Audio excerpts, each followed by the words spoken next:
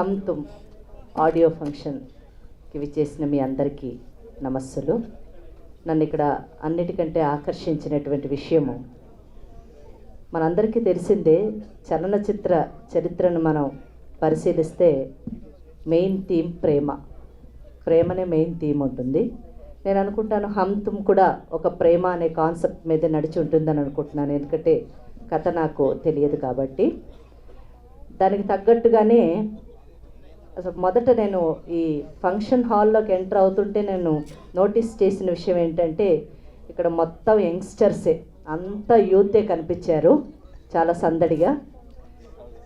ఎందుకు ఇంత యూత్ ఉన్నారు అని అనుకుంటే, నాకు అందమైన కథానాయకుడు కనిపించాడు, కథానాయకి కనిపించింది, అదొక కారణము. రెండవ కారణం, ఇక్కడ నిర్మాత చాలా యంగ్గా కనిపించారు, దర్శకుడైతే చాలా యంగ్గా ఉన్నారు. ఇంకా పాటలు ఇందాక పాడి వినిపించినటువంటి టీం అంతా కూడా యంగ్స్టర్సే. So total it is a youths film and youthful film అని నేను అనుకుంటున్నాను. That is the first thing I have noticed. And the second thing is that any picture, if it is natural, it definitely attracts the audience. అది సహజత్వానికి దగ్గరగా ఉన్నప్పుడు తప్పకుండా ఏ చిత్రమైనా కానీ ప్రేక్షకుల్ని ఆకర్షిస్తుంది. ఎందుకంటే దర్శకుడు అనేటటువంటి వాడు, ఒక మంచి దర్శకుడు, ఒక మంచి నిర్మాత, ఒక మంచి రచయిత, ఒక మంచి చిత్ర చెందినటువంటి వారు కలిస్తే ఒక మంచి చిత్రం వస్తుంది. ఆ చిత్రం 10 కాలాల పాటు ప్రేక్షకుల హృదయాల్లో సుస్థిరమైనటువంటి స్థానాన్ని సంపాదించుకుంటుంది, ముఖ్యంగా సహజత్వానికి దగ్గరగా ఉన్నప్పుడు. ఎందుకంటే ఇందాక పాట పాడినప్పుడు హమ్ తుమ్ అనేటటువంటి మాటలోని కేవలం నువ్వు నేను మాత్రమే కాదు, దాంట్లో చాలా డెప్త్ ఉంది అని చెప్పి సింగర్ చెప్పారు. హమ్ తుమ్ అనే పాట పాడి వినిపించినప్పుడు నేను నోటీస్ చేసినట్టు ప్రతి మనిషికి హమ్ తుమ్ కావాలి. నిజమే కదా, ఏ వ్యక్తి కూడా ఒంటరిగా బ్రతకలేడు. ప్రతి ఒక్క వ్యక్తికి ఇంకొక వ్యక్తి కావాలి, ఒక తోడు కావాలి. ఆ తోడు స్నేహితుడు కావచ్చు, తల్లి కావచ్చు, తండ్రి కావచ్చు, అన్న కావచ్చు, లేదా ప్రియురాలు కావచ్చు, భార్య కావచ్చు, భర్త కావచ్చు, ఏదైనా కావచ్చు.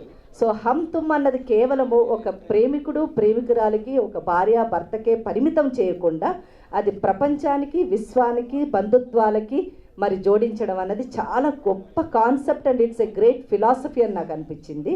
సో హమ్ తుమ్ అంటే నువ్వు నేను, మరి తెలుగు చలనచిత్రంలోని ఇంత చిన్న వయసులోని మరి నిజంగా సాహసమే అని చెప్పాలి. సాహసం చేస్తున్నటువంటి దర్శకుడు, మరి నిర్మాత, ఇతర మొత్తం టెక్నీషియన్స్ కూడా నువ్వా నేనా అన్నట్టుగా ధీటైన చిత్రాలు తెలుగువారికి అందించాలని కోరుకుంటున్నాను. ముఖ్యంగా సహజత్వానికి దగ్గరగా ఉండేటట్టు చూడాలని కోరుకుంటున్నాను. ఎందుకంటే దర్శకుడు అనేవాడు దర్శించేటటువంటి వాడు. దర్శకుడు అనేవాడు ఆ టైంకి ట్యాక్సీలు లేవు అంటే అది సహజత్వానికి విరుద్ధమైనటువంటి ఇదన్నమాట. అంటే దర్శకుడికి సమాజం పట్ల కూడా అవగాహన ఉండాలి. Maybe that is the reason. Love is the concept. Youth love పట్ల ఆకర్షితులు అవుతుంది, యంగ్స్టర్స్ పట్ల ఆకర్షితులు అవుతుందని నమ్మినటువంటి, బాగా గ్రహించినటువంటి వ్యక్తులు కాబట్టి నిర్మాత దర్శకుడు ఈ సబ్జెక్ట్ తీసుకొని ఉంటారు. మరి ఈ చిత్రాన్ని మరి నిర్మించినటువంటి నిర్మాత మరి ఇంకా చాలా చిత్రాలు నిర్మించేటటువంటి అవకాశం ఆ భగవంతుడు కలిగించాలని, యంగ్స్టర్ అయినటువంటి దర్శకుడు రామ్కి మంచి భవిష్యత్తు మన తెలుగు ఇండస్ట్రీ కల్పించాలని, అలాగే ఇందులో నటించినటువంటి నటీనటులందరూ కూడా ఉజ్వలమైనటువంటి భవిష్యత్తు ఉండాలని, టెక్నీషియన్స్ అందరూ కూడా మరి ఇంకా ఎన్నో చిత్రాలకి వర్క్ చేసేటటువంటి అవకాశం వారికి లభించాలని ఆ భగవంతుడు కల్పించాలని కోరుకుంటూ సెలవు తీసుకుంటున్నాను.